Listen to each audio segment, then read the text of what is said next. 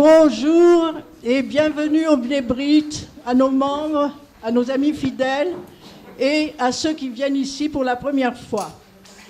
J'ai l'honneur de procéder à l'ouverture de ce colloque dédié à la mémoire de deux figures emblématiques qui ont tant fait pour la loge Robert Gamzon, notre maître et ami Beno Gros-Cezal et notre frère récemment disparu Pierre Cahen-Zal.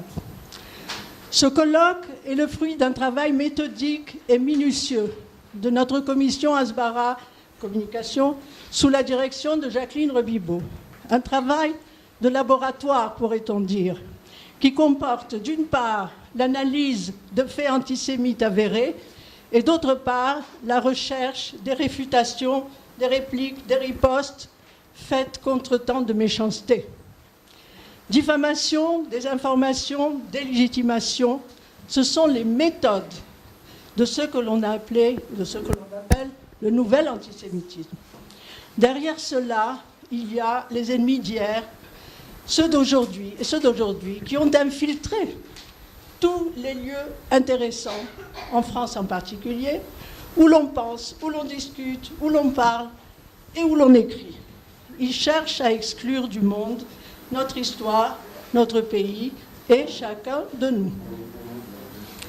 La doxa, l'opinion publique ainsi manipulée par la plupart des médias et par les grands et petits réseaux sociaux, adhère à ce qui lui paraît, à force de répétition, avoir une certaine consistance.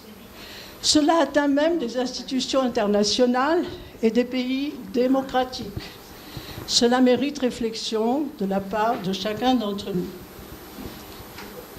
Après les grands exposés du matin, nous écouterons cet après-midi ceux qui, autour d'une table ronde, vont démontrer comment on peut et on doit ralentir, voire stopper ce train de l'antisémitisme qui roule à trop grande vitesse, vitesse dangereuse et menaçante.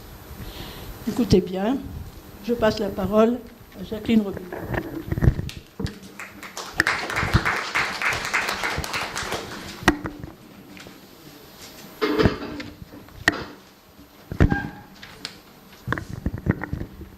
Bonjour. Vous m'entendez bien? Non? Si, ça va. C'est bon? Il faut parler dans le micro. Bien. Ce 9e colloque de la loge Robert Gamzon, dans le cadre de sa commission Hasbara, revêt un caractère très particulier. Nous dédions ce colloque, comme l'a dit notre présidente, au professeur Beno Gros, intervenant privilégié de nos colloques, et qui est parti il y a pratiquement 1 an maintenant. Nous dédions aussi ce colloque à Pierre Cahen, ancien président, un des membres les plus impliqués dans l'élaboration de nos colloques. Pierre Cahen, qui, juste quelques jours avant son départ, avait, comme il l'a toujours fait, préparé toutes les publicités, Internet, journaux, radio, etc. Nous avons aussi une pensée émue pour le professeur Robert Wistrich, qui nous a quittés exactement, pratiquement à la même période. Et je me rappelle que l'année dernière, au 8e colloque que nous avons fait, nous avions évoqué très longuement sa mémoire. Et nous avons donc une pensée émue pour lui aussi, que leur mémoire soit bénie. Juste pour rappel, quelques mots de la commission Hasbara.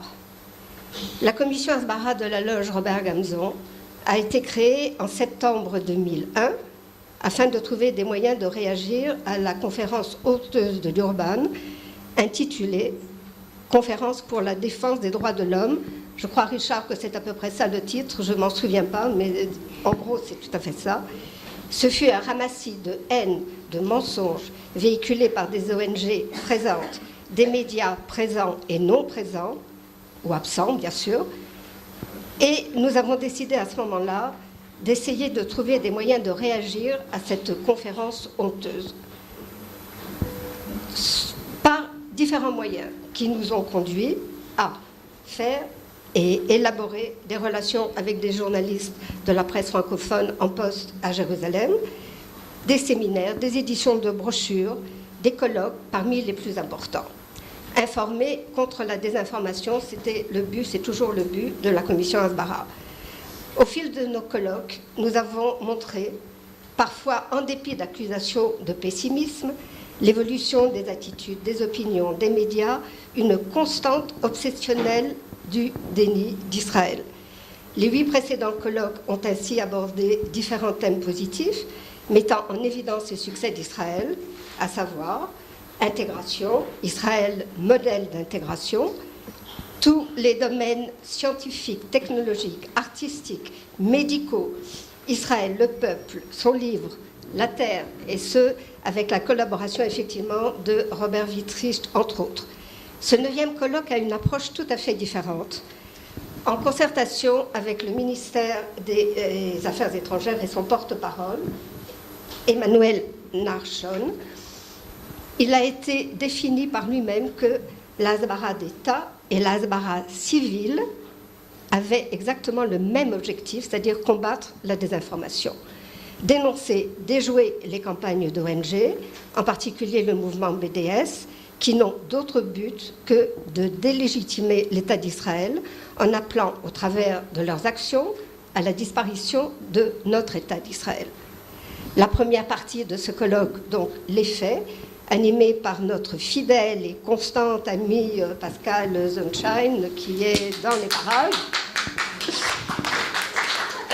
qui est vraiment le moteur de réflexion de nos colloques, par Richard Darmon, journaliste, écrivain, et journaliste-écrivain, d'accord ? Zvi Mazel, ancien ambassadeur, à la retraite, et membre du JCPA, c'est-à-dire Jerusalem Center for Public Affairs. Jaco Grunwald, rabbin, journaliste, écrivain. Les intervenants l'après-midi seront, l'intitulé c'est La riposte. Il y a les faits le matin et l'après-midi la riposte. Alors je vais très vite les énumérer, vous les avez sur le programme. Donc, nous avons cette table ronde animée par Nathalie Serzman, qui est chercheur, et qui fera une étude sur les différents moyens de riposte. Les intervenants, très vite, Alexandre Fagenbaum, directeur de recherche, écrivain, Carole Nouriel, directrice de l'ADL de Jérusalem, Anti-Defamation League, Emmanuel Narshon, porte-parole du ministère des Affaires étrangères à Jérusalem, Mordechai Rothgold, directeur du département information et médias visuels au ministère des Affaires étrangères, et enfin Marco Sarabia, enseignant, chercheur, réflexion sur le mouvement BDS. Je voudrais ajouter quelque chose de très important, non pas pour nos membres du Nébrit, pour les non-membres du Nébrit, que le Nébrit est une association complètement apolitique qui lutte pour la défense et la pérennité d'Israël. Nos intervenants sont de toute tendance politique, sauf les extrêmes, bien entendu. Ce qui fait que la loge Robert Gamzon est une loge pluraliste. C'est aussi pour laquelle nos intervenants ont toujours très vite donné leur accord quant à leur participation à nos différents colloques. Maintenant, je passe aux remerciements, très rapidement. Alors, merci encore à Pascal Sunshine, qui est vraiment le moteur de réflexion de nos colloques. Merci à Nathalie Serzman, que vous verrez cet après-midi, qui animera la table ronde avec le professionnalisme qui lui est particulier. Merci à toute l'équipe de préparation de ce colloque. Mais pour toute l'équipe, une grosse partie de la loge du bureau, tous les membres de la loge, vraiment, se sont unis dans dans la collaboration pour la réussite de ce 9e colloque. Merci enfin à notre grand ami Pierre Cahin, qui nous manque beaucoup, qui a tant œuvré, malgré sa maladie, à la réussite de ce 9e colloque. Voilà, je vous souhaite de passer une excellente matinée, sans oublier qu'il y a une pause boisson croissant. Nous avons nos croissants? Oui. Donc, pause croissant vers 11h30, je ne sais plus exactement sur le local, plus ensuite le lunch qui vous sera servi, comme d'habitude, au premier étage. Et je passe la parole à notre ami Pascal.